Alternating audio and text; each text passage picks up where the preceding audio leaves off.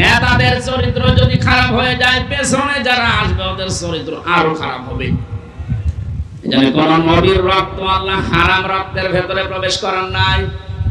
অথচ পৃথিবীতে আমরা অনেককে দেখি বিশ্ব নেতা বলে দাবি করে, অথচ জন্মে ঠিক নেই। আপনারা আবার এই দেশে মনে করেন না, অনেক দেশে আছে। তাদের জীবনীগুলো পড়লে দেখা যায় বাবা এক ধর্মের, মা আর এক ধর্মের, তো জন্মে ঠিক থাকে কি করে? বগুড়াবাসী আগে নেতা, পেছনে কর্মী। আপনার বিবেকে কি বলে বলেন তো? আপনি এই পৃথিবীতে যে নেতার আদর্শ মানেন, যার পেছনে স্লোগান দেন, ওই লোকটা যদি সামনে থাকে, আপনি যদি পেছনে থাকেন, ওর যা সরাত সিরাত, ওর যা চরিত্র আপনি তো সবই জানেন। আপনার কি মনে হচ্ছে আল্লাহ পাক যদি ওরে সামনে দেখে, আপনাকে পেছনে দেখে, আপনার যা ভালো আছে আছে, ওর যা অবস্থা আল্লাহ মাফ করবে বলে মনে হয়? ওরে দেখে তো আল্লাহ রাগ হয়ে যাবে।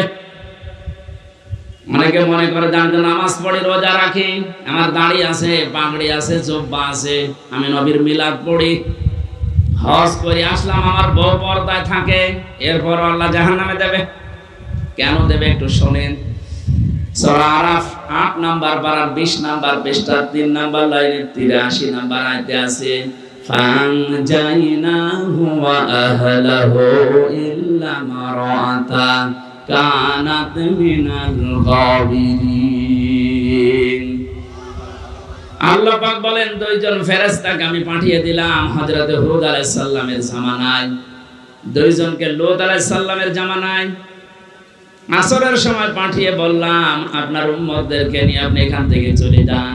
মাগরিবের সময় আল্লাহর গজব এখানে নাযিল হবে, সবাইকে নিয়ে যাবেন, কিন্তু ইল্লা মারাতা আপনার স্ত্রীকে নেবেন না। বগুড়াবাসী খুব খেয়াল করে মিলান। প্রশ্ন আসতে পারে আমাদের যে হুদ লূত নবীর স্ত্রীর চরিত্র খারাপ ছিল? না, পৃথিবীর কোন নবীর স্ত্রীর চরিত্র খারাপ ছিল না, কারণ কোন হারাম রক্তের ভেতরে আল্লাহ নবীদের রক্ত প্রবেশ করার নাই। কারণ প্রতিটি নবী এই পৃথিবীতে নেতা ছিলেন। বাংলাদেশের ঐতিহ্যবাহী জেলা বগুড়া, জামিলনগর কেন্দ্রীয় জামে মসজিদের উদ্যোগে সরকারি আজিজুল হক কলেজ নতুন ভবন ময়দানে মহাবিশ্বের মহাবিশ্বয়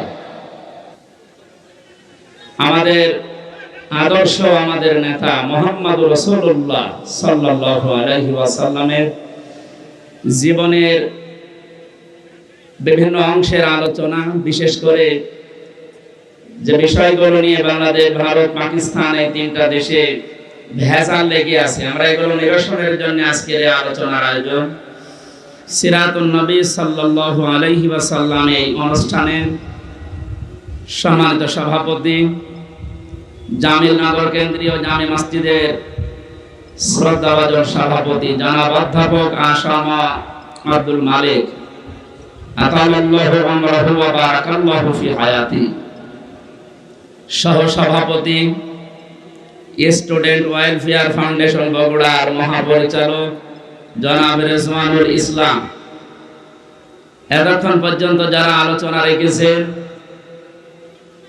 বিশ্বনন্দিত মুফাসসির কোরআন, ইসলামিক চিন্তাবিদ, বগুড়া জেলার কৃতি সন্তান আলহাজ মাওলানা মুফতি বজলুর রশিদ মিয়া দামাত বারকাতুহুমুল আলিয়া, এখানে উপস্থিত আছেন জনাব শফিউল আলম শাফিন, জনাব অধ্যক্ষ মোহাম্মদ এরশাদুল বারী এরশাদ সাহেব, মঞ্চে বসা অত্র এলাকার সর্বজন শ্রদ্ধাভাজন ব্যক্তিবর্গ। আমি অনেকের নাম জানি না, একবার দোয়া করছি, ওয়ারফা'না লাকা যিকরাক, বলেন আমিন। সামনে বসা এই দুর্যোগ মুহূর্তে নিচে কাদা এবং ভেজা, উপরে বৃষ্টি হচ্ছে, এই কঠিন পরিস্থিতিতে নবীদের সিরাত শোনার জন্য যারা এত পাগল, আমার মন ডেকে বলছে বিশ্ব নবী যদি এখন বাংলাদেশে আসতেন, আমার মনে হয় বগুড়ার এই যুব সমাজ হযরতে তালহার মতো জীবন দিয়ে হলেও পাহারা দিতে। এই দৃশ্যটা আল্লাহ যেন আরশ থেকে দেখে এ জেলার মানুষদেরকে বিশ্ব নবীর আশিক হিসাবে কবুল করে। দল মত জাতি বর্ণ ধর্ম নির্বিশেষে মুহাম্মদুর রাসূলুল্লাহ সবার জন্য রহমত ছিলেন। সেই হিসাবে তার আদর্শ, তার জীবনী শোনার জন্য সবাইকে আমরা আহ্বান জানিয়েছি। যারা এসেছেন এই মানুষগুলোকে নিয়ে আমাদের মালিকের দরবারে শুকরিয়া জানাচ্ছি, আলহামদুলিল্লাহ। বাংলাদেশ দ্বিতীয়বার স্বাধীন হওয়ার পরে আমরা শুনছিলাম ঘোষকের মুখ থেকে বৈষম্য বিরোধী ছাত্র আন্দোলনে যারা জীবন দিয়েছে, আপনাদের এই পাশের বিভাগ রংপুর, এটা তো রাজশাহী বিভাগের ভেতরে, পাশের বিভাগ রংপুরের কৃতি সন্তান, বীর সন্তান শহীদ আবু সাইদ। কিছুদিন আমি আগে গিয়েছিলাম তার কবরে। তার বাবা বলছিল যে ছোটবেলা থেকে প্রতিবাদী, মুসলমানদের এইটাই হওয়া উচিত। আমরা তো বিড়ালের জাতি না, আমরা সিংহের জাতি, আমরা প্রতিবাদী। প্রতিবাদ বন্ধ হয়ে গিয়েছিল, এই জন্য 15 বছরে সালেমরা যা ইচ্ছা তাই করেছে। প্রতিবাদ আমাদের অব্যাহত থাকবে। শহীদ আবু সাইদ মীর মুগ্ধর মতো কেউ যেন আর কিয়ামতের আগে বাংলার চেয়ারে কোন জালেম বসতে না পারে ইনশাআল্লাহ। এত আরামের জিনিস ছেড়ে দেওয়ার পরে অনেকের মাথা খারাপ হয়ে গেছে, আমরা দেখতে পাচ্ছি। এক লোক ঊর্ধ্বশ্বাসে দৌড়াচ্ছিল, ছেলের সাথে দেখা রাস্তায় ডাক দিয়ে বলছে, আব্বা তুমি কোথায় যাও? বলে, ওরে ভাই চুপ কর। ভাই মানে? বাড়িতে যে বলছে, আম্মা আমি আর দুনিয়ায় বাঁচবো না। কেন? আব্বা আমাকে রাস্তায় মানুষের সামনে ভাই বলে ডাক দিয়েছে। মহিলা বলছে, কি এত বড় ক্ষমতা তোর বাবার? ও বাড়িতে আসো। বাড়িতে আসার পরে জিজ্ঞাসা করছে, ওগো তুমি নাকি রাস্তায় লোকের সামনে ছেলেকে ভাই বলে ফেলেছো? বলছে, ওরে মা, গরু হারালে এরকম হয়। 50-60 হাজার টাকার একটা গরু হারিয়ে গেলে যদি অবস্থা হয়, এরকম একটা অবৈধ রাষ্ট্র হারিয়ে গেলে কি অবস্থা হয় বুঝতে পারছেন না? মাথা এখনো ঠিক হয়নি। এই জন্য গতকালকেও বলেছে আমি পদত্যাগ করিনি। পদত্যাগ করিনি এই ভিডিও কি বানানো নাকি? রাষ্ট্রপতি নিজেই বলছে উনি আমার কাছে পদত্যাগ পত্র জমা দিয়ে গেছে, আর আপনি বলছেন করেননি। এত লোভ আপনার ক্ষমতার। বোঝা যাচ্ছে গরু হারালে মানুষের মাথা যেমন খারাপ হয়ে যায়, আপনারও মনে হয় খারাপ হয়ে গেছে। এই জন্য ওনার ছেলে পরশুদিন স্ট্যাটাস দিয়েছে, আমার মার মাথা খারাপ, ওনার কথা আপনারা কিছু মনে করবেন না। তার আগের দিনে স্ট্যাটাস দিয়েছে, জয় সাহেব, দেশের মানুষ আমার মাকে কুকুরের মতো তাড়িয়ে দিয়েছে। কি সুন্দর সুন্দর স্ট্যাটাস, সুবহানাল্লাহ বলেন। সুতরাং শোকে দুঃখে যারা উল্টাপাল্টা বকছেন, জালেমদের দোসর এখনো যারা এদেশে ছড়িয়ে ছিটিয়ে আছে, তাদেরকে সাহস জোগাতে অনেকে বলছে চট করে ঢুকে পড়বো, আসেন। কত মানুষ অনেকের চামড়া দিয়ে ডোকে বাঁচাবে বলে বসে আছে, বিশেষ করে আবু সাইদের মা। আপনাকে যদি পাই, সত্যি আপনার এক টুকরা চামড়া ওর লাগবে। বহু মানুষ এরকম যারা অনেক কিছু হারিয়েছে, আশায় আছে। আমরা দেখতে পাচ্ছি এদেশের অনেকে এখন একটু সুর লাগিয়েছে যে ওনাদেরকে সামনে আনতে দিন।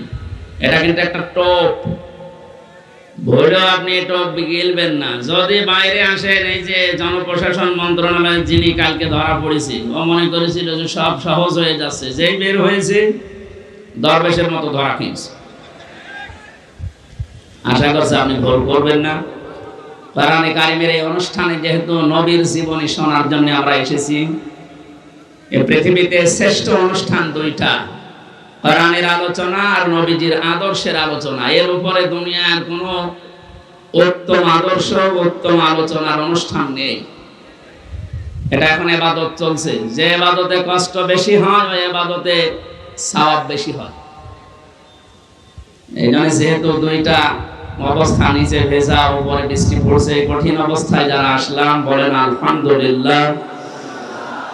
দরুদ আর সালাম পড়ছি আমাদের নবী মুহাম্মদ রাসূলুল্লাহ সাল্লাল্লাহু আলাইহি ওয়াসাল্লামের প্রতি। অবস্থা ভালো না, এটা আমি খুব তাড়াতাড়ি করছি। কোরআনে কারিমের 6666 আয়াত থেকে মাত্র 2টা আয়াত পড়েছি। সূরা কাসাসের 5 নম্বর আয়াত, সূরা আহজাবের 21 নম্বর আয়াত। আমরা 2টা আয়াত থেকে, বিশেষ করে যেহেতু এটা সিরাতুন নবী সাল্লাল্লাহু আলাইহি ওয়াসাল্লাম মাহফিল, সেই হিসাবে সূরা আহজাবের 21 নম্বর আয়াতটা বেছে নিচ্ছি। সূরা কাসাসের যে সুসংবাদটা, এটা আপনাদেরকে শোনাতে চাই। আল্লাহ পাক বলেন, নুরিদু আন নামুন্না আলাল্লাযীনা ইসতাযিফু ফিল আরদি ওয়া নাজআলাহুম আইম্মাতাও ওয়া নাজআলাহুমুল ওয়ারিসিন।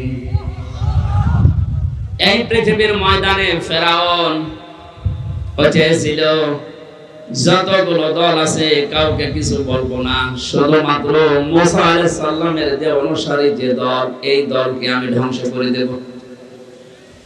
হাজার হাজার বছর আগে ফেরাউন বুঝতে পেরেছিল এদেশে যেহেতু দল বিদলে বহু মানুষ বিভক্ত হয়ে আছে, কোন দলের দ্বারা তার ক্ষতি হওয়ার সম্ভাবনা নেই। একটা দলের দ্বারা তার ক্ষতি হওয়া, তার রাজত্ব, তার সিয়ার চলে যাওয়ার সম্ভাবনা আছে, সেটা মুসা নবীর দল। এই জন্য ওর বড় টার্গেট ছিল এই দলটাকে।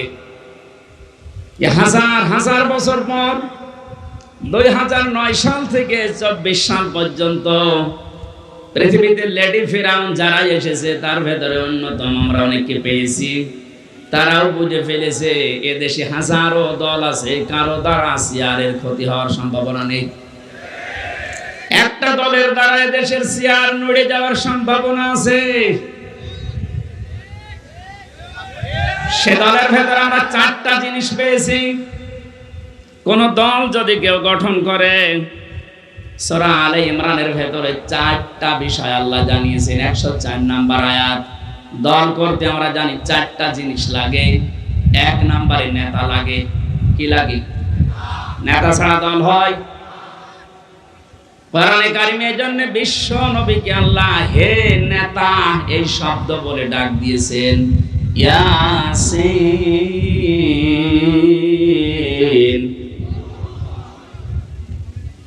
রাসূল মুফাসসিরিন আব্দুল্লাহ ইবনে আব্বাস রাদিয়াল্লাহু তাআলা আনহু তাফসীরে কাবিরের ভেতরে বর্ণনা পেয়েছি আমি।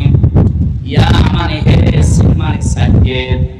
সিন শব্দের তিনি 5টা ব্যাখ্যা দিয়েছেন। রাসূল মুফাসসিরিন নবীর আপন চাচাতো ভাই আব্দুল্লাহ ইবনে আব্বাস তিনি বলেন, সিন মানে সাজ্জেদুল আলামিন, সিন মানে সাজ্জেদুল বাশার, সিন মানে সাজ্জেদুল কাউনাইন, সিন মানে সাজ্জেদুল আম্বিয়া, সিন মানে সাজ্জেদুল মুরসালিন। আলামিন দিলেন কেন? শুধুমাত্র এই জগতে না, যত জগৎ আল্লাহ বানিয়েছে, যত গ্রহ উপগ্রহ আছে, যেখানে আপনি বাস করেন না কেন, আপনাকে মুহাম্মদুর রাসূলুল্লাহকে নেতা মানা লাগবে। যে নেতা এই শব্দটা শুনলে অনেকে রাজনীতি মনে করে। এটা শুধু রাজনীতি না, এটা আখিরাতের সাথে জড়িত বিষয়। কারণ মানুষকে মরণের উপরে আল্লাহ যখন বিচারের জন্য ডাকবেন, তখন একা ডাকবেন না, ডাকবেন নেতা সহ। ইয়াউমা নাদউ কুল্লা উনাসিন বিইমামিহিম।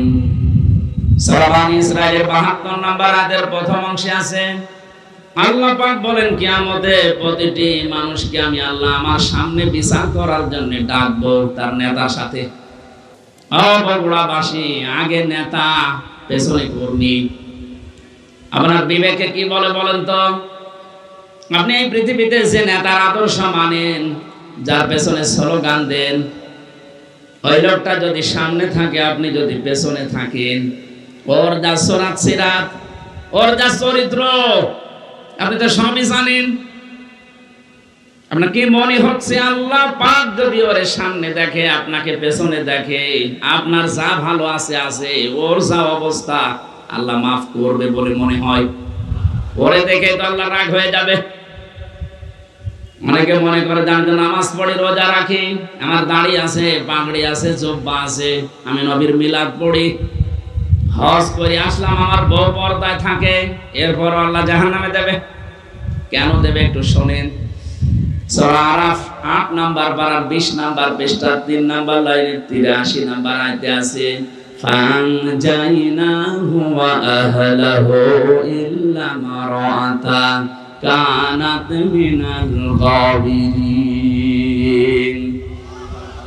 আল্লাহ পাক বলেন দুইজন ফেরেশতাকে আমি পাঠিয়ে দিলাম হযরত হুদ আলাইহিস সালামের জামানায়, দুইজনকে লূত আলাইহিস সালামের জামানায় আসরের সময় পাঠিয়ে বললাম আপনার উম্মতদেরকে নিয়ে আপনি এখান থেকে চলে যান।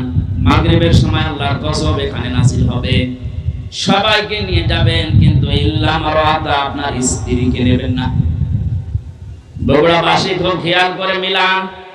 প্রশ্ন আসতে পারে আমাদের যে হুদ লূত নবীর স্ত্রীর চরিত্র খারাপ ছিল? না, পৃথিবীর কোন নবীর স্ত্রীর চরিত্র খারাপ ছিল না, কারণ কোন হারাম রক্তের ভেতরে আল্লাহ নবীদের রক্ত প্রবেশ করার নাই। কারণ প্রতিটি নবী এই পৃথিবীতে নেতা ছিলেন। নেতাদের চরিত্র যদি খারাপ হয়ে যায়, পেছনে যারা আসবে ওদের চরিত্র আরো খারাপ হবে। এজন্য কোন নবীর রক্ত আল্লাহ হারাম রক্তের ভেতরে প্রবেশ করার নাই। অথচ পৃথিবীতে আমরা অনেককে দেখি বিশ্ব নেতা বলে দাবি করে, অথচ জন্মের ঠিক নেই। আপনারা আবার এই দেশে মনে করেন না, অনেক দেশে আছে। তাদের জীবনীগুলো পড়লে দেখা যায় বাবা এক ধর্মের, মা আর এক ধর্মের, তো জন্মের ঠিক থাকে কি করে? নেতা হওয়ার জন্য যে আদর্শগুলো 7টা পেয়েছি আমি আয়াতের তাফসিরে। হযরত লূত নবী আলাইহিস সালামের যত কিছু ছিল সবকে আপনি নিতে পারবেন, কিন্তু স্ত্রীকে নেবেন না, যদিও তার চরিত্র খারাপ ছিল না। লূত নবীর স্ত্রীর চরিত্র ভালো ছিল, সে চরিত্রহীনা ছিল না। কিন্তু যখন আল্লাহ গজব দিলেন, তার স্ত্রীকে আল্লাহ ধ্বংস করে জাহান্নামে দিয়ে দিলেন। আমি একটা দুইটা না, যতগুলো তাফসীর আমার জীবনে দেখেছি সব মুফাসসির আয়াতের ব্যাপারে একমত। আমি এটা প্রথমে বুঝছিলাম না। জেলখানায় যাবার পরে আপনাদের এই পাশের বিভাগ রংপুর বিশ্ব ইসলামী আন্দোলন বাংলাদেশ জামাত ইসলামের সহকারী সেক্রেটারি জেনারেল ছিলেন জনাব এটিএম আজহারুল ইসলাম। মাঝে মাঝে আমার কাছে বই পাঠাতেন। প্রোডাক্টিভ মুসলিম বলে একটা বই আছে, ওনার কাছে প্রায় 100 উপরে বই ছিল, কিন্তু হিন্দু কারারক্ষী এই কারণে ওনার কাছে বই থাকতে দিত। বই যদি কাছে থাকতে না দেয়, বাধ্য হয়ে যারা ইসলাম বোঝে, ইসলাম প্রচার করে, এরকম মানুষের কাছে পাঠিয়ে দিত। আমার সাথে যেহেতু পরিচয় ছিল, এই জন্য মাঝে মাঝে কারারক্ষীদেরকে বলতো হামসাকে বইগুলো দিয়ে আসো, যেন শেষ করে, করার পরে যেন বাইরে এগুলো প্রকাশ করে। তার ভেতরে এই তথ্যটা পেয়েছি। লূত নবীর স্ত্রীর চরিত্র ভালো, সে চরিত্রহীনা ছিল না। তারপরও আল্লাহ তাকে ধ্বংস করে দিয়েছেন একটাই মাত্র কারণ, সব মুফাসসিররা জানিয়েছেন সে তলে তলে চরিত্রহীন লোকদেরকে সাপোর্ট করত। বগুড়াবাসী আপনি এখান থেকে কিছু নেবেন না। আপনার চরিত্র ভালো, আপনি নামাজ পড়েন, রোজা করেন, আপনার বউ পর্দায় থাকে, কিন্তু এমন মানুষকে আপনি সাপোর্ট করেন যার চরিত্র ভালো না। এরকম মানুষ দেশে নেই। লূত নবীর স্ত্রীকে যদি আল্লাহ চরিত্রহীনদের সাপোর্ট করার কারণে জাহান্নামে দেয়, আপনাকে দেবে না মানে? এজন্য যার পেছনে থাকবেন খুব খেয়াল করে। এটা দুনিয়ার বিষয় হলে আল্লাহর কসম আমি বলতাম না, এটা সম্পর্ক আখিরাতের সাথে। এই পৃথিবীর ময়দানে যার আদর্শ ঠিক নেই, নেতা ঠিক নেই, এ মারা যাওয়ার পরে কিতাবুল মুফরাদের ভেতরে হাদিস পেয়েছি, আলাদাবুল মুফরাদ, ও মরণের সঙ্গে সঙ্গে বিনা হিসাবে বিনা বিচারে জাহান্নামী। আমি আপনাদেরকে বাঁচাতে এসেছি। এখন যদি আপনি বাঁচতে না চান, যান আপনার বিবেকের উপরে ছেড়ে দিলাম। আমি দেখতে পাচ্ছি কোরআনের চোখ লাগিয়ে যে আপনি জাহান্নামে যাচ্ছেন। আসেন, ফিরে আসেন। এখনো পশ্চিম দিকে সূর্য ওঠে নাই, এখনো পর্যন্ত তওবার দরজা বন্ধ হয়ে যায়নি। ফিরে আসেন, এটা দুনিয়ার বিষয় না। বগুড়াবাসী বহু ভালোবাসি আপনাদের। এটা দুনিয়ার বিষয় না, এটা আখিরাতের সাথে সম্পৃক্ত। আপনি ধরা খাচ্ছেন। সাইয়্যিদুল বাশার আল্লাহ দিয়েছেন, সাইয়্যিদুল আলামিন দিয়েছেন। যদি বলেন আমি বগুড়ায় না, আমি কুষ্টিয়ায় বাস করি, কুষ্টিয়া কি পৃথিবীর ভেতরে না? শুধুমাত্র এই 228টা রাষ্ট্র নিয়ে পৃথিবী গঠিত। এখান থেকে আরো যত গ্রহ আছে, কেউ যদি বলে আমি মঙ্গল গ্রহে বাস করি, ওইটা কার? কেউ যদি বলে চাঁদের দেশে বাস করি, ওইটা কার? ওখানেও আপনাকে নবীকে নেতা মানা লাগবে। ইয়াতানাজ্জালুল আমরু বাইনাহুন্না, প্রত্যেকটি জায়গায় আল্লাহর বিধিবিধান নাজিল হচ্ছে ওই সৃষ্টি দেখে। যে বলে আমি এখানে বাস করব না, আপনাকে ওখানে যতদিন বসবাস করবেন বিশ্ব নবীকে আদর্শ নেতা মানা লাগবে, মাস্ট বি। না মানলে আপনি জাহান্নাম। দল করতে প্রথমেই নেতা লাগে। আমাদের যে নেতা আমরা পেয়েছি পৃথিবীর শ্রেষ্ঠ নেতা, এর চাইতে বড় নেতা দুনিয়ায় আছে? আর আমরা যাব চরিত্রে 2 নম্বরে লাগে আমরা জানি সংগঠন। পৃথিবীতে বহু সংগঠনের নাম আমরা পেয়েছি। বাংলাদেশ জামাতে ইসলামী এর ভেতরে যে শব্দগুলো দিয়ে গঠিত আপনি তাকান। অনেকে বলে মওদুদি বানিয়েছে, আরে শয়তান বানিয়েছে। যে আপনি লক্ষ্য করেন শব্দের দিকে, জামাতে ইসলামী, ইসলামের দল, এর চাইতে আর সুন্দর জিনিস কি থাকে? এই শব্দটা নেওয়া কোরআনে কারীমের সূরা আলে ইমরানের 104 নম্বর আয়াতের প্রথম অংশ থেকে। ওয়ালতাকুম মিনকুম উম্মাতুন, এই যে শব্দ থেকে 3 নম্বরে লাগে আমরা দেখেছি প্রতীক লাগে। এই পৃথিবীর সর্বশ্রেষ্ঠ প্রতীক হচ্ছে দাড়িপাল্লা। আপনি বাংলাদেশের হাইকোর্টে যান, সুপ্রিম কোর্টে যান, দেখবেন একটা দাড়িপাল্লা টাঙানো আছে। কথা বলেন, কেন টাঙিয়েছে সরকার? এ বাংলার 18 কোটি মানুষকে বোঝাতে চাই যে বাংলাদেশের বগুড়া জেলার ম্যাজিস্ট্রেট কোর্ট, জজ কোর্ট থেকে যদি তোমরা ন্যায় বিচার না পাও, হাইকোর্টেও যদি না পাও, সুপ্রিম কোর্টে এসে দেখো দাড়ি পাল্লা টাঙানো আছে। এখানে পাল্লা একদিকে ঝুলে যাওয়া না, একেবারে সমান্তরাল। তার মানে সরকার বাংলার মানুষকে বোঝাতে চাচ্ছে যে এখানে আসলে ন্যায় বিচার পাওয়া যাবে। যে প্রতীক দিয়ে আমাদেরকে আপনি দেখাচ্ছেন যে এখানে ন্যায় বিচার কায়েম হয়, এই প্রতীকের মানুষগুলো যদি সত্যি সত্যি ওই জায়গায় যেতে পারে, ন্যায় বিচার কত প্রকার কি কি আপনি চোখে দেখতে পাবেন। বাংলাদেশ জামাত ইসলামীর কেন্দ্রীয় আমির, আমার তো মনে হয় আমার চোখে দেখা, আমি জেলখানায় ওনার সাথে যতদিন ছিলাম আমি দেখেছি তার ঈমান, তার আমল, তার আখলাক, এমনকি তার যে তাওয়াক্কুল আল্লাহর উপরে, যে ইখলাস নিয়ে তিনি কাজ করেন, এটা জীবিত ওলি একজন। এই মানুষটা ঘোষণা দিয়েছে বাংলাদেশে অনেকেই মেয়েদেরকে বোঝাচ্ছে, জুসুর ভয় দেখায় যে ইসলাম যদি ক্ষমতায় যায় তোমাদেরকে ঘরবন্দি করে ফেলবে। মানে ঘোষণা দিয়েছে ইসলাম যদি সত্যিই বাংলার ক্ষমতায় যায়, মেয়েরা এমন কথা বলতে বাধ্য হবে যে কিয়ামত পর্যন্ত ইসলাম বাংলাদেশে থাক। আপনি একটু দিয়ে দেখেন না কেন? প্রতীক যখন টাঙানো দেখে বলছেন যে না এটা ন্যায় বিচারের প্রতীক, এ প্রতীক যদি সামনে আসে আপনি এই হাতের কাজ করবেন তো? বলেন, এটা তো রাজনীতি। হ্যাঁ, এটা যদি রাজনীতি মনে করেন এইটাই রাজনীতি, এর বাইরে রাজনীতি করা জায়েজ নেই। কারণ এর বাইরে আপনি দাড়ি পাল্লার বাইরে যত রাজনীতি 53 বছরে দেখলেন না, দাড়ি পাল্লার বাইরে আমরা যা দেখলাম, দেখতে বেশি অধিকাংশ গুলোই দুর্নীতিতে ভরা। গত কয়েকদিন আগে বাংলার এক নাস্তিক অধ্যাপক আনিসুর রহমান আল্লাহকে বিশ্বাস করে না, কিন্তু এই দেশের দাড়ি পাল্লাওয়ালা মানুষগুলোকে দেখে সে ঘোষণা দিয়েছে 5টা বছর যদি এদের হাতে এ দেশের ক্ষমতা তুলে দেওয়া যায়, দেশ থেকে দুর্নীতি ঝাঁটিয়ে বিদায় করবে। নাস্তিক হয়ে বুঝলো, আর আপনি এখন উল্টাপাল্টা ধারণা করেন। 4 নম্বরে লাগে আমরা দেখেছি শুধু অফিস একটা লাগে।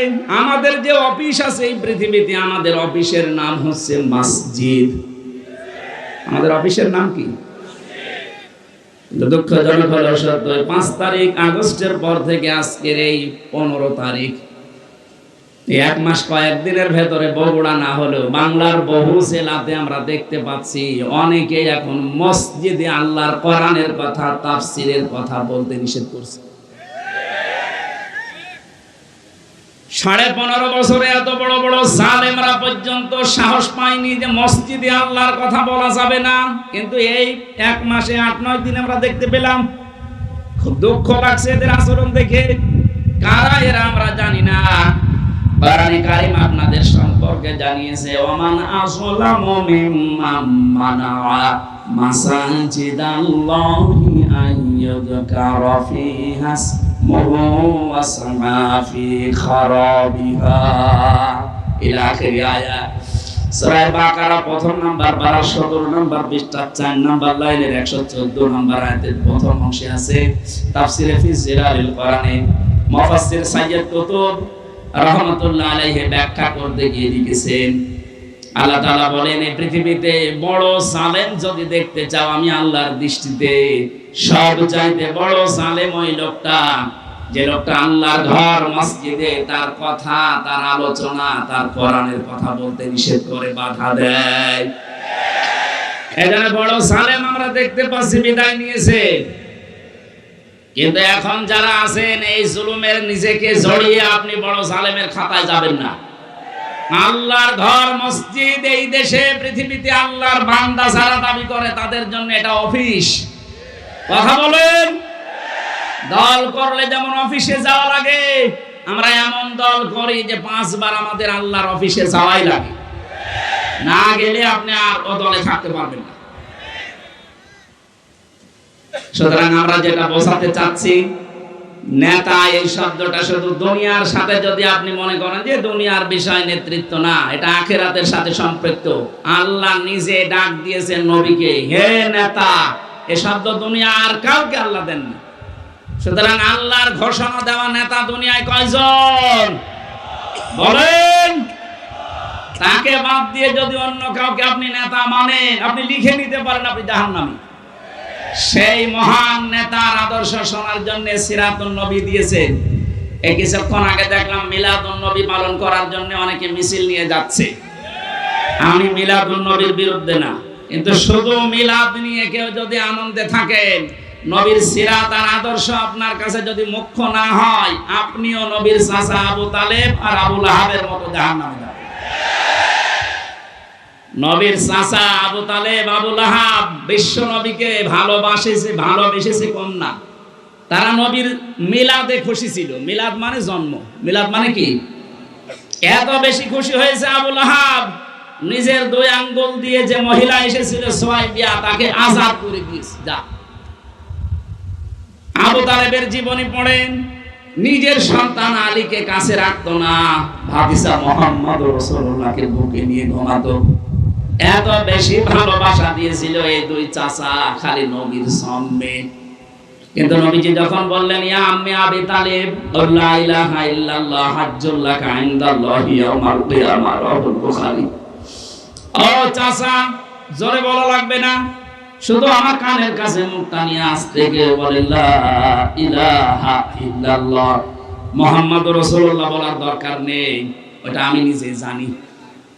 আপনি শুধু আল্লাহর একাত্মবাদের ঘোষণাটা দিয়ে যান, জোরেও বলবেন না, আমার কানের কাছে মুখ নিয়ে একটু আমাকে শোনান, আমি সাক্ষী থাকি কিয়ামতের দিন আপনাকে আমি আল্লাহর কাছে ঝগড়া করে জান্নাতে দিয়ে দেব। পাশে দাঁড়িয়েছিল আবু সেহেল আর আবু লাহাব। আবু সুফিয়ান ডাক দিয়ে বলে, নেতা পড়বা, এতদিন বাপদাদার ধর্ম অনুসরণ করলে এখন ভাতিজারে নতুন ধর্ম অনুসরণ করে গ্রহণ করে কলঙ্কিত হবা। মানুষ তোমাকে কাপুরুষ বলবে, ভীরু বলবে, বদনাম হবে তোমার। আবু তালেব ওই দিন বলেছিল, মুহাম্মদ ভাতিজা আমার, আমি তোমাকে ভালোবাসি, তোমার জন্মের পর থেকে আমি খুশি, কিন্তু তোমার এই আদর্শটা আমি মানতে পারলাম না, তুমি আমাকে মাফ করে দিও। মাফ করার মালিক কি নবীজি না আল্লাহ? আরো জোরে বলেন। আমি সংক্ষেপ করছি এই কারণে, কারণ এই 2 জন চাচার জীবনী আমি পুরা পড়েছি। নবীর জন্মে এত খুশি যারা ছিল, দেখলেন নাকি বললাম, কিন্তু 2 জনই জাহান্নামী। 2 জনে কি বলেন? একজনের পায়ের নিচে শুধু একটু ফিতা লাগিয়ে দেবে জাহান্নামের, মাথার মগজ পর্যন্ত টকবক করে ফুটতেই থাকবে। আর আবু লাহাব জাহান্নামে, এটা আল্লাহ কোরআনে কারিমে সূরা লাহাব তার নামে নাজিল করে জানিয়েছেন, সায়াসলা নারান যাতা লাহাব। বলেন নাউযুবিল্লাহ।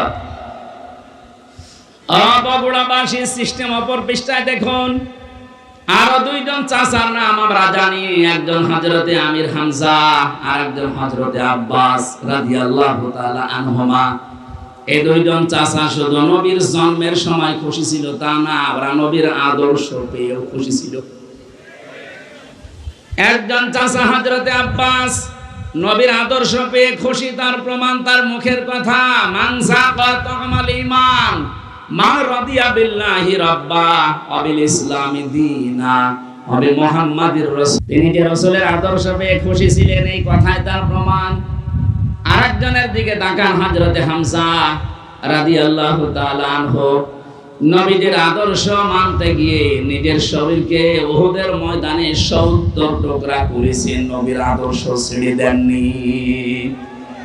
তার জীবনী পড়তে গিয়ে পেয়েছি হযরতে হামজাকে ওরা এত টুকরা করেছিল, লজ্জাস্থান পর্যন্ত কেটে বাঁধিয়ে দিয়েছে। শেষ পর্যন্ত বিভিন্ন জায়গায় পাহাড়ে লতা পাতা দিয়ে নবীজি তার লাশটা যখন ঢাকলেন, মাথা থেকে পা পর্যন্ত তার নিজের পাগড়ি দিয়ে ঢেকে দিলেন, পাহাড়ের লতা পাতা দিয়ে পায়ের শেষ অংশে ঢেকে দিলেন।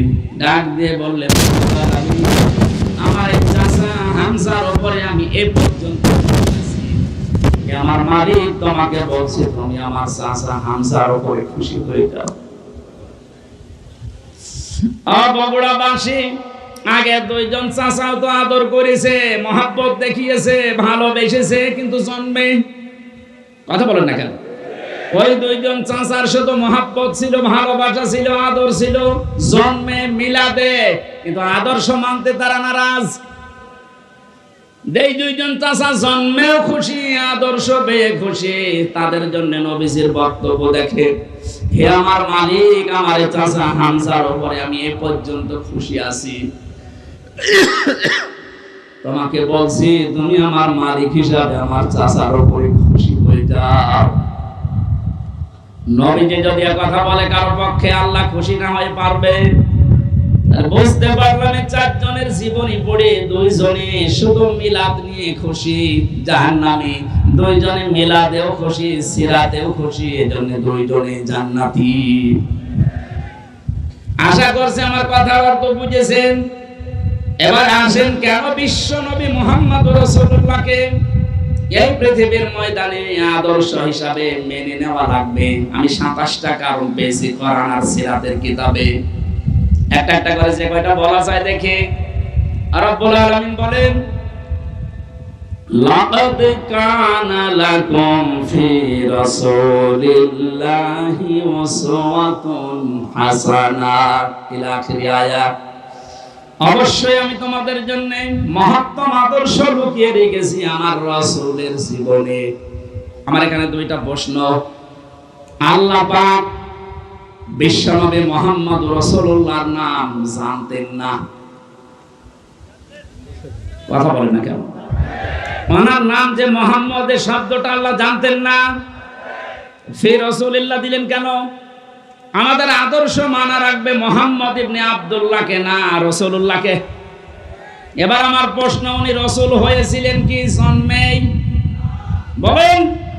যিনি উনি পৃথিবীর সর্বপ্রথম নবী, শেষ নবী, এ কথা আমরাও মানি, কিন্তু ঘোষণা দেওয়া হিসাবে উনি কিন্তু ৪০ বছরে নবুয়ত পেয়ে ঘোষণা হয়েছে। পুরা আরব জাহানে ৪০ বছরের আগ পর্যন্ত কেউ নাকি নবী বলতো না, বলতো মুহাম্মদ ইবনে আব্দুল্লাহ। বলেন। উনি রাসূলুল্লাহ হয়েছেন, নবী হয়েছেন কত বছর বয়সে? আরো জোরে। এর আগে পুরা আরব জাহানে ওনাকে নাম দিয়েছিল মুহাম্মদ ইবনে আব্দুল্লাহ আস-সাদিক আল আমিন। আজ বাংলাদেশ সহ বিশ্বের বহু জায়গায় আমরা দেখতে পাচ্ছি অনেকে বলছে আমরা নবীওয়ালা কাজ করি। এই কথাটা প্রতারণা। আপনি করছেন নবীওয়ালা কাজ না, আপনি করছেন মুহাম্মদ ইবনে আব্দুল্লাহর কাজ। কারণ মুহাম্মদ ইবনে আব্দুল্লাহ 17 বছর বয়সে হিলফুল ফজল শান্তির সংঘ গঠন করার মাধ্যমে ভালো ভালো কাজের আঞ্জাম দিয়েছিলেন। কথা বলেন না কেন? তিনি মানুষকে ভালো কথা শোনাতেন, ভালো কথা বলতেন, মানুষের বিপদে এগিয়ে যেতেন। এই কাজগুলো করেননি? সিরাত ইবনে হিশাম দেখেন কাজগুলো তিনি করেছিলেন। কি বুঝলেন এখানে? আপনিও যে কাজগুলো করেন এগুলো কিন্তু মুহাম্মদ ইবনে আব্দুল্লাহর কাজ। আর রাসূলুল্লাহর কাজ কি? তিনি যেই দিন রাসূল হচ্ছেন তার মানে 40 বছর বয়সে, ওই দিনই জিবরাইল তাকে বলেছিল ইকরা। তিনি বলেছিলেন মা আবি কারি, আমি পড়তে পারি না। 3 বার বলার পরও যখন বললেন আমি পড়বো না, পড়তে পারি না, এত ধরে চাপ দিয়েছিলেন। 4th বার তিনি বললেন ইকরা বিসমি রাব্বিকাল্লাযী খালাক। নবীজি জিবরাইলের সঙ্গে সঙ্গে 5টা আয়াত পড়েছিলেন। প্রশ্ন আসতে পারে প্রথম 3 বার পড়লেন না কেন? জবাব হচ্ছে 3 বারই জিবরাইল শুধু ইকরা পড়েছিলেন, যে পড়ো পড়ো। নবীজি প্রশ্ন করলেন ভাই জিবরাইল আমি পড়বো কি? বারবার যে আমাকে পড়তে বলেন, আমি কি পড়বো? যখনই বলেছে বিসমি রাব্বিকা, রবের নামে পড়ো, তখন আমি আর থামি নাই, আরম্ভ করেছি। কিয়ামত পর্যন্ত আমার উম্মত যারা আসবে তাদেরকে শিক্ষা দিয়ে গেলাম, পড়াশোনা যদি করতে হয় রবের নামে পড়া লাগবে। এই 15.5 বছরে অনেক পড়া পরিবর্তন হয়েছে না হয়নি? ঢাকা বিশ্ববিদ্যালয় থেকে ইকরা বিসমি রাব্বিকাল্লাযী খালাক এই মনোগ্রাম বাদ দিয়েছে। পরে নজরুল ইসলাম কলেজ থেকে ইসলাম বাদ দিয়েছে। ইসলামী বিশ্ববিদ্যালয় কুষ্টিয়া রব্বি জিদনি ইলমা এইটাও বাদ দিয়েছে। যত জায়গায় যত কিছু বাদ হয়েছে 15.5 বছরে, নবীর উম্মতেরা এখন যেহেতু দায়িত্ব পাচ্ছে, আহ্বান জানাবো এগুলো সব যেন ফিরিয়ে নিয়ে আসা হয়। কারণ রব ছাড়া আমরা পড়তে চাই না। রবের নাম বাদ দিয়ে যে পড়া হয় ওটা পড়া না। এক কথা বুঝতেছে? এখন প্রশ্ন আসতে পারে তাহলে অন্যান্য দেশ এত উন্নতি করে, তারা কি রবের নামে পড়ে? উন্নতি হয়েছে কিন্তু অবনতিও আছে। আমি সিঙ্গাপুর, মালয়েশিয়া সহ কতগুলো দেশ ঘুরে আসলাম, ওদের যে চরিত্র আমি দেখে এসেছি। বাকি যে দেশগুলোর নাম বললাম না, ফ্রি সেক্সের দেশ, লেখাপড়া ওরা আমাদের যাতে কম করে নাই।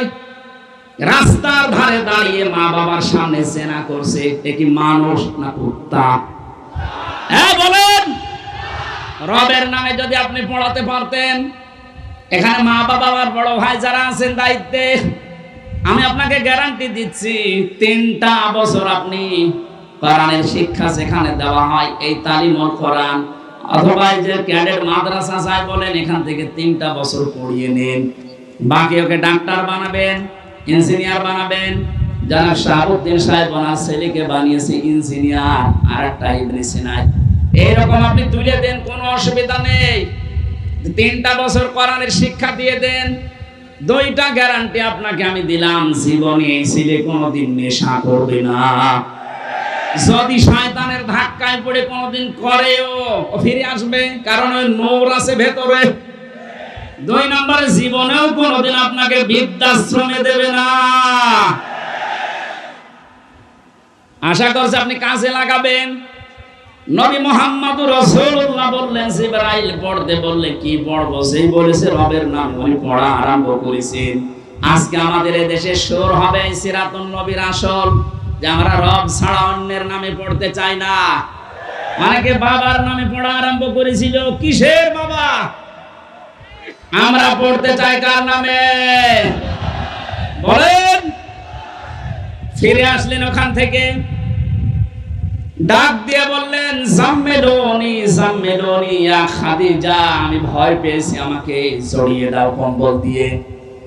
হযরতে খাদিজা বলেছিলেন স্বামী আল্লাহি কাল্লা, 2 বার কসম দিলেন, আল্লাহি আল্লাহর কসম, কাল্লা কখনো না, লা ইখজিকাল্লাহু আবাদান। এতটুকু শব্দের ভেতরে খাদিজা 3 বার আল্লাহর নাম বলেছেন, অথচ তিনি তখন মুসলমান হননি। একটা অমুসলিম কসম দেওয়ার সময় একটা বাক্যে 3 বার আল্লাহর নামের ঘোষণা দেয়। আর দেশে হাজারো মুসলমান আমরা দেখি কসম দেওয়ার সময় কসম দিয়েছে বাবার নামে। তাও জীবিত বাবা হলে হয় কবে মরে গেছে সে বাবার নামে। এখান থেকে একটা মাসলা বের হয়, কসম দেওয়ার জন্য আল্লাহ বাদে কারো নামে কসম দেওয়া জায়েজ নেই, হারাম। সুতরাং আল্লাহ বাদে কারো নামে আর কসম দেবেন বলেন। বিশ্বনবী এসে 5টা কথা শুনলেন খাদিজার কাছে। প্রথম নম্বরে বলেছিলেন, স্বামী আমার ভয় পাবেন না, আল্লাহ কখনো আপনাকে অপমান অপদস্থ ভয় দেখাতে পারে না, কারণ আপনি আত্মীয়তার সম্পর্ক ঠিক রাখেন। ও বাংলার মুসলমানেরা, যারা রক্তের সম্পর্কগুলো ঠিক রাখে, আত্মীয়তার সম্পর্কগুলো জুড়ে রাখে, তাদেরকে আল্লাহ পাক নির্ভয় করে দেয়। পৃথিবীর কেউ তাদেরকে ভয় দেখাতে পারে না। আর আমরা দেখি এগুলো যারা ঠিক রাখে না, তাদের মনের ভেতরে হাজারো অজানা ভয়। জেলে যাওয়ার আগে একবার মাহফিল থেকে আসার সময় এক পুলিশ গাড়ি থামিয়ে আমার বসো হুজুর বুকে ফু দিয়ে দেন। কেন? দায়িত্ব পালন করতে গিয়ে দেখি হঠাৎ তাল গাছের ভেতরে কি যেন নড়ে উঠলো। আমি ভয় পেয়েছি। তুই তো ভয় পাবি, আর মানুষকে ঠেকায়, আর মানুষের অধিকার নষ্ট করে, হক নষ্ট করে, উল্টা পাল্টা টাকা কামাই করে। যারা মানুষের অধিকার নষ্ট করে না, হক নষ্ট করে না, রক্তের সম্পর্ক ঠিক রাখে, তাদের ভেতর থেকে আল্লাহ অজানা ভয়গুলো দূর করে দেয়।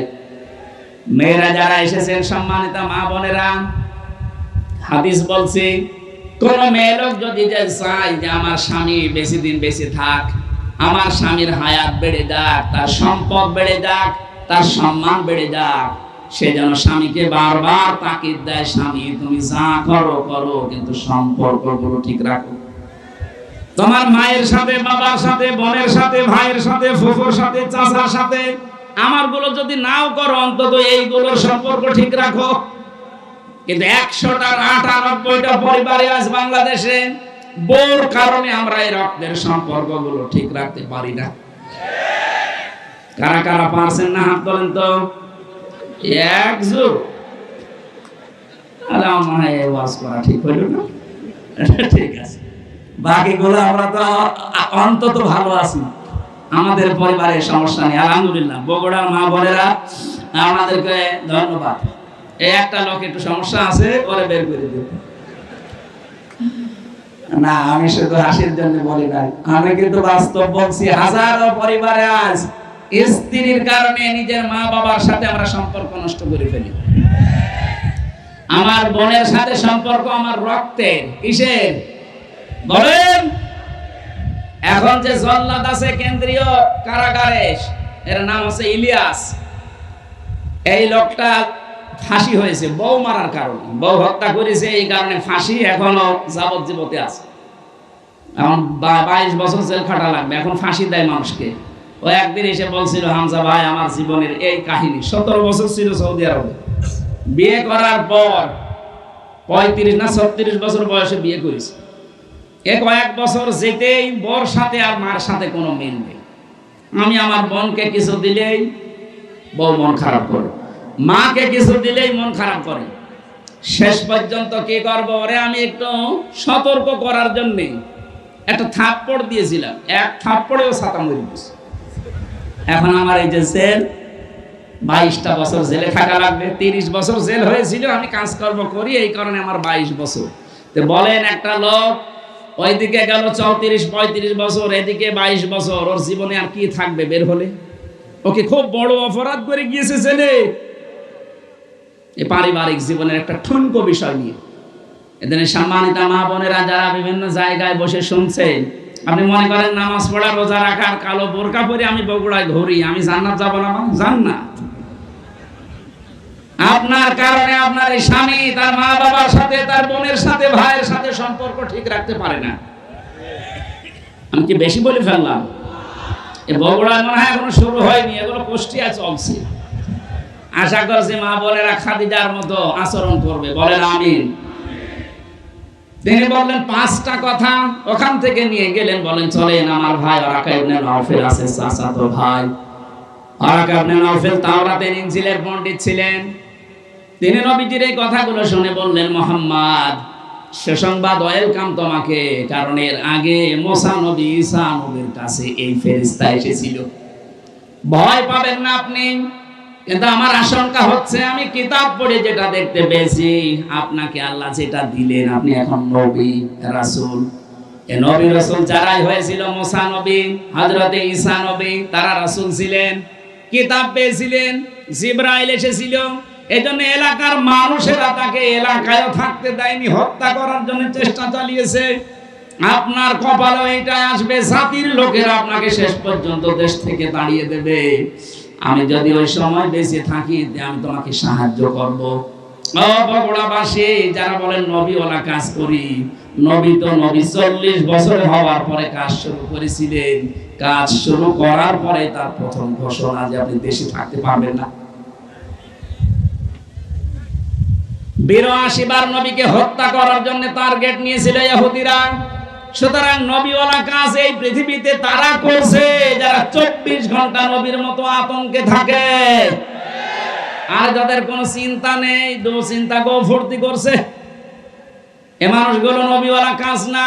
এদের মোহাম্মদ ইবনে আব্দুল্লাহর কাজ হচ্ছে নবীওয়ালা কাজ করতে হলে অবশ্যই 40 থেকে 63 এই 23 বছর অনুসরণ করা লাগবে। কথা বলে না কেন? এবার আসেন কেন করা রাখবেন। 1 নম্বরে বিশ্ব নবীকে উসওয়াতুন হাসানা, এই শব্দটা আল্লাহ এমনি দেয়নি, দুনিয়ার কারো নামের আগে পরে এই শব্দটা আপনি দেখবেন না। ইব্রাহিম নবীর নামের আগে পরে আছে, সেটা আলাদা বিষয়, কিন্তু মুহাম্মদ রাসূলুল্লাহকে দিয়েছেন আল্লাহ। আমি 27টা কারণ বলছি। 1 নম্বরে বিশ্ব নবী মুহাম্মদ রাসূলুল্লাহর জীবনী আমাদের কাছে পরিষ্কার, এই কারণেই তিনি একমাত্র আদর্শ।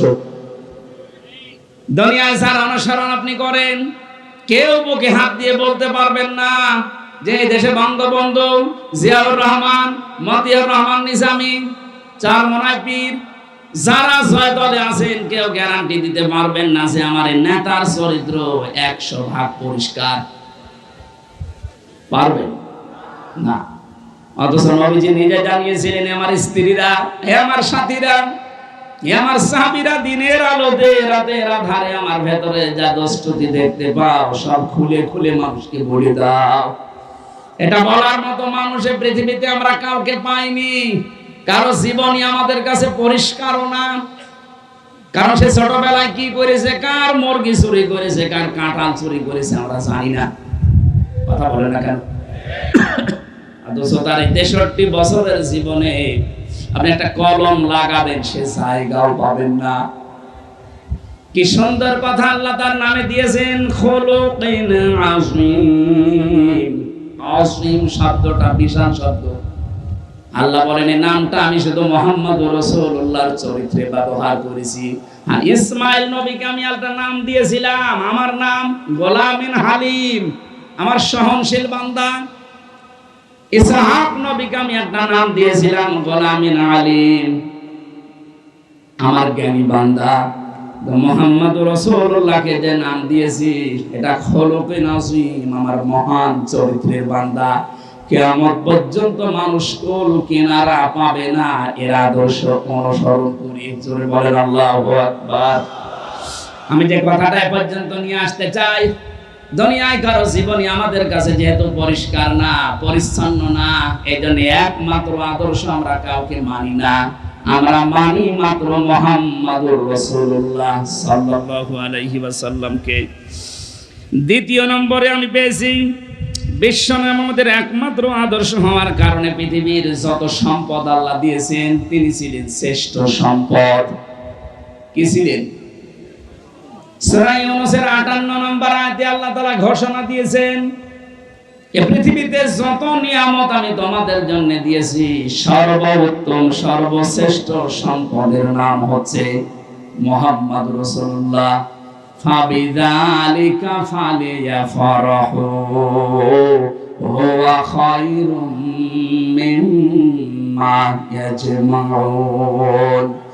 সুতরাং তোমরা যদি আনন্দ করতে চাও কারো আদর্শ পেয়ে, মুহাম্মদুর রাসূলুল্লাহর আদর্শ পেয়ে আনন্দ করো। দুনিয়ার শ্রেষ্ঠ সম্পদ এটা। জোরে বলেন আল্লাহু আকবার। 3 নম্বরে বেশি তিনি গোটা পৃথিবীর জন্য ছিলেন রহমত। যেখানে গিয়েছেন সেই জায়গা রহমতে ভরে গেছে। ওমা আরসালনাকা ইল্লা রাহমাতাল লিল আলামিন। আর রাহিকুল মাকতুবের ভেতরে আয়াতের ব্যাখ্যা পড়তে গিয়ে আমি পেয়েছি খাদিজাতুল কুবরা হযরতে হালিমাতুস সাদিয়া বলেন, আমি যেখান থেকে কোলে নিয়েছি ওই জায়গা থেকে 6টা বছর আমি তাকে লালন পালন করেছি, কোনোদিন অভাব কারে বলে আমি চোখে দেখি নাই। জোরে বলেন সুবহানাল্লাহ। 4 নম্বরে তিনি আমাদের আদর্শ, এটাই আমার আসল পয়েন্ট। এই পৃথিবীতে একজন মানুষকে শুধু অনুসরণ করলে, অনুকরণ করলে জীবনের গুনাহ মাফ হয়ে যায়, তিনি মুহাম্মাদুর। পৃথিবীর কোন মানুষকে অনুসরণ করলে জীবনের গুনাহ মাফ হয় আমি কোরআনে পাইনি, শুধু একটা মানুষ। কুল ইন কুনতুম তুহিব্বুনাল্লাহা ফাত্তাবিউনি ইউহিব্বুকুমুল্লাহ ওয়া ইয়াগফির লাকুম যুনুবাকুম আল্লাহু গফুরুর রহিম। 5 নম্বরে পেয়েছি তিনি আমাদের জন্য আলো বা লাইট। আলো লাইট নিয়ে মানুষ যেমন চলতে ফিরতে সহজ হয়, বিশ্ব নবীর আদর্শ কারো কাছে থাকলে তার জীবন চলা আমার আল্লাহ সহজ করে দেয়। قد جاءكم من الله نور وكتاب مبين বলেন আল্লাহু আকবার। 6 নম্বরে পেয়েছি তিনি শুধুমাত্র আমাদের নেতা না, আদর্শ না, তিনি রাসূলদের নবীদেরও নেতা ছিলেন। আল্লাহ সূরা ইয়াসিনের ভেতরে দিয়েছেন ইন্নাকা লামিনাল মুরসালিন। জোরে বলেন আল্লাহু আকবার। 7 নম্বরে তিনি উন্নত চরিত্রের অধিকারী ছিলেন পৃথিবীতে। 8 নম্বরে তার বক্ষ ছিল উন্মুক্ত। নবীর উম্মত বলে আজ যারা দাবি করছে, অনেকের মন সংকীর্ণ। এটা একটু ভালো করে শুনুন। আল্লাহ বলেন আলাম নাশরাহ লাকা সাদরাক, হে নবী আপনার সিনাকে আমি উন্মুক্ত করে দেইনি, আপনার বুক কি প্রসারিত করি নাই? বাংলাদেশের এখন যে অবস্থা, এখন এই আয়াতটা মেনে নেওয়া আমাদের 100 ভাগ। আমাদের অনেকের মন সংকীর্ণ, ন্যারো মাইন্ডের আমরা না। বুক উন্মুক্ত করা লাগবে, প্রশস্ত করা লাগবে বুককে মুহাম্মদুর রাসূলুল্লাহর মতো। এই কথা বলেন না কেন? এত বড় বড় অপরাধীকে যদি আল্লাহর নবী মাফ করে নিজের বুকের কাছে নিতে পারেন, যেটার আদর্শ ডাক্তার শফিকুর রহমান দেখাচ্ছে, তার মতো অত্যাচারিত নির্যাতনের শিকার তো আপনি হননি। তার ছেলে এখনো ছেলে, তার স্ত্রী অসুস্থ, তারপরে কঠিন পরিস্থিতিতে যদি তিনি উদার হয়ে সব ক্ষমা করে দিতে পারেন। আমাদের ছোটখাটো ভাইরা অনেকে ভুল করেছিল, 15 বছরে অনেক মানুষ তাদেরকে উল্টা পাল্টা নামে ডাকছে। আমার বিশ্ববিদ্যালয়ের বড় ভাই, এ নাটোরের সন্তান, মাওলানা আব্দুল বারী রশিদি, আপনাদের বগুড়াতে এখন থাকে। ওনার জীবন চরিত্র নিয়ে অনেকে আমার কাছে মেসেজ পাঠায় যে উনি বাতিলের সাথে হাত মিলিয়ে এই কাজ করেছিল। আরে ভাই, বাস্তবতা, স্থান, কাল, পাত্র ভেদে কাজ করা লাগে। আমাদেরকে যারা দায়িত্ব দিয়েছিল জেলখানার ভেতরে, ওরা মানুষ নামে জানোয়ার ছিল। আমরা যদি ওই আচরণ ওই সময় করতাম তো দুনিয়ায় আর বের হতে পারতাম না, ওখানে মরা লাশ নিয়ে বের হতাম। এদেশে বহু জায়গা এরকম ছিল যেখানে স্থান, কাল, পাত্র ভেদে বাস্তবতার নিরিখে মিশা লেগেছিল। বাড়ি ভাই যদি ভুল করেও থাকে, উনি আল্লাহর কাছে জবাব দেবে। ওনাকে বুকে টানতে আপনার এত উল্টা পাল্টা ফতোয়া আসে কোত্থেকে? উনি বিশ্ববিদ্যালয়ের সাংস্কৃতিক সম্পাদক ছিলেন ইসলামী ছাত্র শিবিরের। ওই পর্যায়ে না গেলে ওনার এমনি চেহারা দেখে দিয়েছিল। মানুষের মনের খবর যেহেতু আল্লাহ জানে, কি উদ্দেশ্যে কি করেছিল সেটা আল্লাহ জানে। অনেকটা মোনাজাত করেছিল, ওইটা নিয়ে আপনি ফতোয়াবাজি করেন, আপনার জীবনে ভুল নেই। এই জন্য কোন মানুষের ভেতরের অবস্থা যেহেতু জানেন না, উপরে কিছু দেখে আন্দাজে ধারণা করলে আপনার কবিরা গুনাহ হবে। আমি আশা করছি আপনার বুক হবে উন্মুক্ত, আপনি রাসূলকে সিরাত শুনতে এসে তার আদর্শ মানার জন্য বসে আছেন, আর আপনার মন এখনো পর্যন্ত ন্যারো মাইন্ডের হয়ে বসে আছে। এখন যে অবস্থা চলছে, আমরা যদি সব একটা একটা করে মাইনাস করে দিই, এই যে 14 ভাগ মানুষ এই দেশে এখনো জালেম আছে, জালেমের উত্তরসূরি। কালকে আন্তর্জাতিক রিপোর্ট পেয়েছি একটা, এদেশের 28 জন মানুষ, 100 জনের 28 জন জাতীয়তাবাদী দল বিএনপি, যেটা নাম শুনি আমরা, এনাদেরকে সাপোর্ট করছে। জালেম যারা বিদায় দিয়েছে তাদেরকে 100 জনের 14 জন এখনো এই দেশে সাপোর্টার আছে। 100 জনের 58 জন ইসলামপন্থী মানুষ এই দেশে অলরেডি এখন তৈরি হয়ে গেছে। 1 মাস 8 দিনের যে অবস্থা দেখতে পাচ্ছি, আমার তো মনে হচ্ছে এই অবস্থা যদি চলতে থাকে 58 না 70 ভাগ হতে আর বেশি দিন দেরি হবে না ইনশাআল্লাহ। 53টা বছর বাবা চালিয়েছিল, চাচা চালিয়েছে, স্বামী চালিয়েছে, বুবু চালিয়েছে, ভাবিও চালিয়েছে। শুধুমাত্র কোরআন দিয়ে দেশ চললে কেমন দেখা যায় এটা বাকি আছে। এটা এবার দেখার সময় এসেছে। এটা দেখতে চান না যে এটা দিয়ে বাংলাদেশ চলুক? কারা কারা চান দেখে? লিল্লাহে তাকবীর।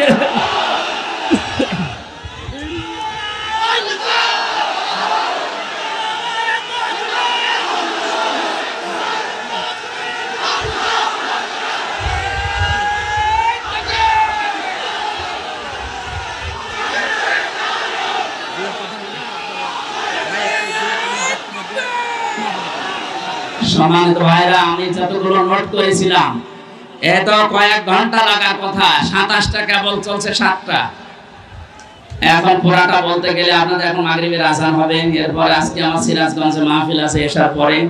এই মাহফিলটা আসলে আব্দুল বজলুর রশিদ মিয়া আমার চাচা জোর করে নিয়েছে। আমার যেহেতু মাহফিল আজকে 2টা ছিল, আর আমি পারছি না, কারণ ভেতরে থেকে যা খাওয়িয়েছে ওরা, আমিও পারি না, আপনারা ছাড়েন না, আল্লাহু আকবার, এরকম হয়ে যাচ্ছে। আমার একটু